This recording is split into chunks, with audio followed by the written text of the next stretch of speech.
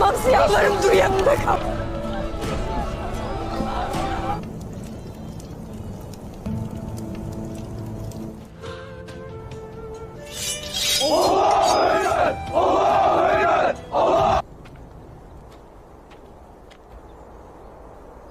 Allahu Ekber.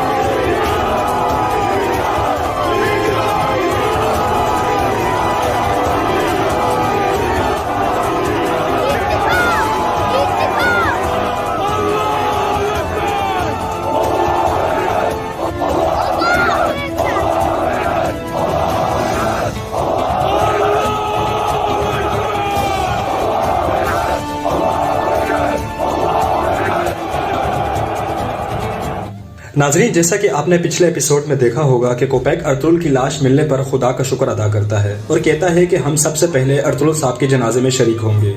इसके बाद उस सिपाही को भेज देता है और आज के इस एपिसोड में इधर काई कबीले में तमाम सिपाही अर्तुगरुल साहब की मैयत को ले आते हैं। कबीले के लोग जैसे ही मैयत को देखते हैं तो हैरानगी के आलम में पड़ जाते हैं।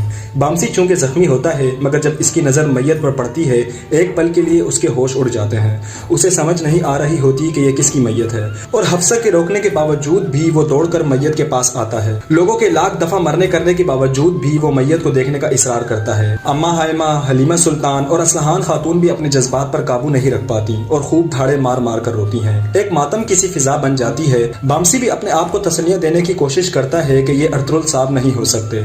हर किसी को कहता है कि ये अर्तुगरुल साहब नहीं हो सकते।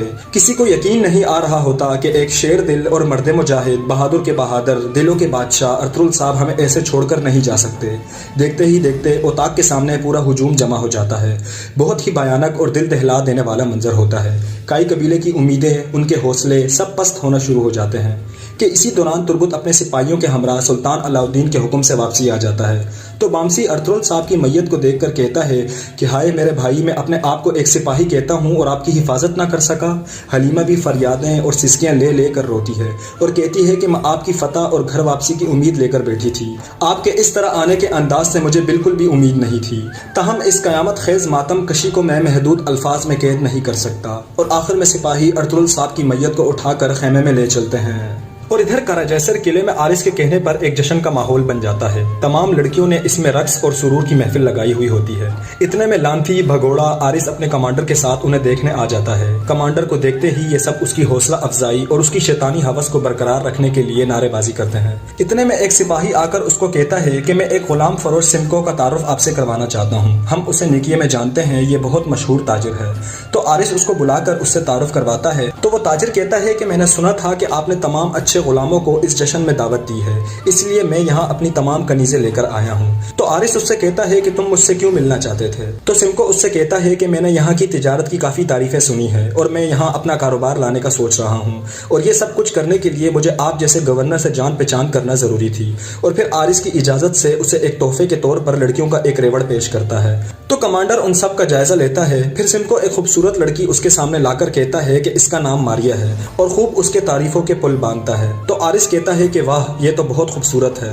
तो सिमको कहता है कि मैं चाहता हूँ कि हमारे कारोबार की शुरुआत की खुशी में आप इस हसीना को तोहफे में कबूल करें। फिर कमांडर उसका शुक्रिया अदा करता है और कमांडर लुकास को कहता है कि इसे मेरे कमरे में ले जाओ ताकि ये कल तक अच्छी तरह आराम कर सके। मैं कल अर्तुगरुल साहब के जनाजे के बाद मारिया के साथ अपना जश्न जारी रखूंगा। ये सुनकर कमांडर मारिया को ले जाता है और सिमको बाकी तमाम लड़कियों को बाहर भेज देता है। اور ادھر کائی قبیلے کے شفا خانے میں بامسی اور آرتوک بھائی زخمی حالت میں پڑے ہوتے ہیں۔ ان کے ساتھ گنگت، صفدر، ترگت بیٹھے رو رہے ہوتے ہیں۔ تو عبد الرحمن کہتا ہے کہ وقت آ گیا ہے کہ ہم اپنی تلواریں تھامیں۔ تو ترگت کہتا ہے کہ اب انتقام لیے بغیر ہم کوئی اور کام نہیں کریں گے، حتیٰ کہ سانس لینا بھی ہم سب پر حرام ہے۔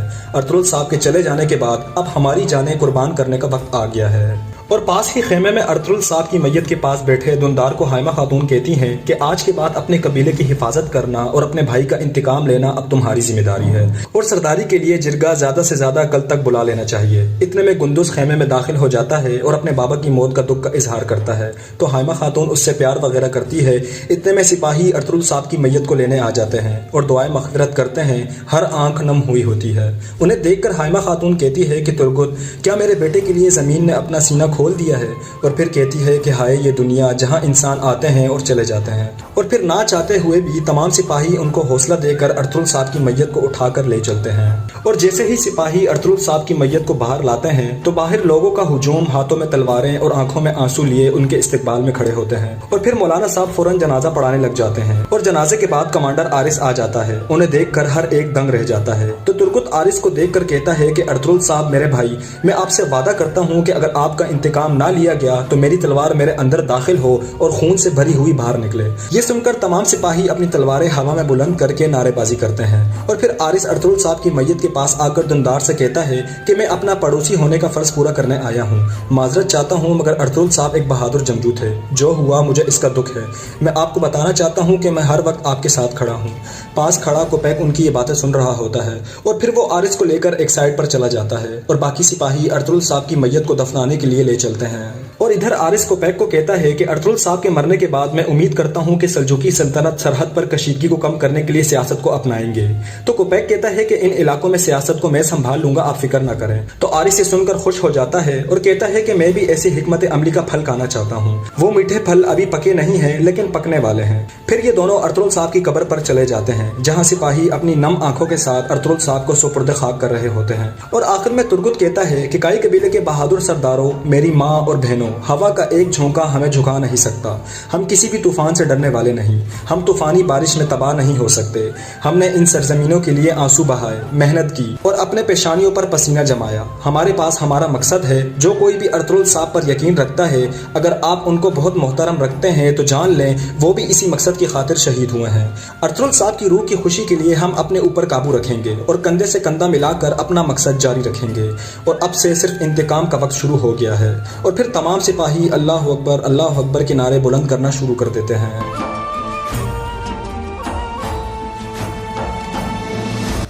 اور ادھر خیمے میں ایک عجیب سا منظر بنا ہوا ہوتا ہے۔ ہر طرف روشنی ہی روشنی ہوتی ہے اور سامنے ایک بچہ لیٹا ہوا ہوتا ہے جو دکھنے میں نہایت ہی حسین ہوتا ہے۔ جیسے ہی ارطغرل صاحب اس بچے کے پاس آتے ہیں تو فوراً بہت سارے لوگ جھنڈے اٹھائے ہوئے ارطغرل صاحب کے پاس آ جاتے ہیں، اور پھر ارطغرل صاحب کو خوشخبری دیتے ہیں کہ آپ کے خیمے میں یہ بچہ جو چاند جیسے چمک رہا ہے، یہ آپ کا بیٹا عثمان ہے۔ اس کی تلوار انصاف کے لیے بلند ہو، دنیا کو فتح کرنے میں اپنی مثال آپ بنے۔ اور پھر کہتے ہیں کہ ارطغرل صاحب، آپ کا بیٹا ہی ریاست قائم کرے گا، اس کی چابی آپ کے ہاتھوں میں ہے۔ سب سے پہلے تو آپ نے ان زمینوں پر زندہ رہنا ہے تاکہ امن قائم رہ سکے، پھر آپ اپنے بیٹے عثمان سے ملیں گے۔ تو ارطغرل صاحب کہتے ہیں کہ میں قسم کھا کر کہتا ہوں کہ میں خود کو ان تیروں کمانوں کے ساتھ جوڑے رکھوں گا۔ یہ سن کر تمام لوگ اپنے جھنڈے اٹھا کر ان کو داد دیتے ہیں۔ پھر اچانک ہی ارطغرل صاحب خواب سے بیدار ہوتے ہیں تو وہ ایک غار میں ہوتے ہیں اور ان کی زبان سے اپنے بیٹے عثمان کا نام جاری ہوتا ہے۔ الحمدللہ ارطغرل صاحب زندہ ہیں۔ اور پاس کھڑا طبیب ان کی یہ باتیں سن کر ان کے پاس آ جاتا ہے اور جھٹ سے ان کے منہ میں پانی ڈالتا ہے اور ان کو ہوش میں لانے کی کوشش کرتا ہے۔ اور ادھر کائی قبیلے میں دندار کہتا ہے کہ ہم نے اپنے بھائی کو مٹی کے حوالے کر دیا، اب جتنا جلدی ممکن ہو سکے ہمیں اپنے پاؤں پر کھڑے رہنے کی ضرورت ہے تاکہ ہمارا قبیلہ اور ہمارے سپاہی نظر انداز نہ ہوں۔ تمام سردار دندار کی بات سے اتفاق کرتے ہیں اور آخر میں دندار کہتا ہے کہ میں سلیمان شاہ کا بیٹا دندار ارطغرل صاحب کے بعد اس قبیلے کے نئے سردار کے طور پر منتخب ہوتا ہوں، اور ارطغرل صاحب کا انتقام لینا اب مجھ پر واجب ہے، آپ سب یہ بات جان لیں۔ بالآخر تمام لوگوں کے اتفاق رائے سے ہائمہ خاتون سرداری کا نشان اور تلوار اٹھا کر اسے بوسہ دیتی ہے اور بغیر کوئی دیر کیے اسے دندار صاحب کو پیش کر دیتی ہے۔